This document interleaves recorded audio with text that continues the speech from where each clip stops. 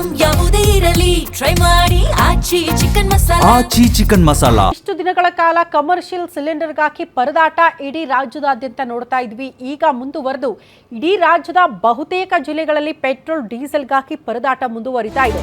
Petrol diesel ಕೂಡ stock ಇಲ್ವಾ ನಮ್ಮ ಹತ್ರ? ಈ ಕುರಿತ ಒಂದು ರಿಯಾಲಿಟಿ ಚೆಕ್ ಅನ್ನ ಗ್ಯಾರಂಟಿ ನ್ಯೂಸ್ ಮಾಡ್ತಾ ಇದೆ. ಮಲೆನಾಡು ಶಿವಮೊಗ್ಗ ಜಿಲ್ಲೆಯಲ್ಲೂ ಕೂಡ ಪೆಟ್ರೋಲ್ ತುಂಬಿಸ್ಕೊಳ್ಳೋದಕ್ಕೆ ಜನ ಬರ್ತಿದ್ದಾರೆ. ಯಥಾಸ್ಥಿತಿಯಲ್ಲೇ ಇದ್ದಂತೆ ಪೆಟ್ರೋಲ್ ಬಂಕ್ಗಳ ಅಂದ್ರೆ ಜನ ಬರ್ತಾ ಇಲ್ಲ, ಆರಾಮಾಗಿದೆ ಅಂತ ಅಲ್ಲಿ ಯಾವುದೇ ವದಂತಿ ಇದ್ದಂಗಿಲ್ಲ. ಶಿವಮೊಗ್ಗ ನಗರದ ಯಾವುದೇ ಪೆಟ್ರೋಲ್ ಬಂಕ್ನಲ್ಲೂ ಕೂಡ ಆತಂಕ ಇಲ್ಲವಂತೆ. ಎಂದಿನಂತೆ ಅಗತ್ಯ ಇರುವ ಪೆಟ್ರೋಲ್ ಡೀಸೆಲ್ ಖರೀದಿ ಮಾಡ್ತಿದ್ದಾರಂತೆ ಗ್ರಾಹಕರು. ಅಲ್ಲಿ ಯಾವುದೇ ರೀತಿಯ ವದಂತಿ ಹಬ್ಬಿಲ್ಲ ನೋಡಿ.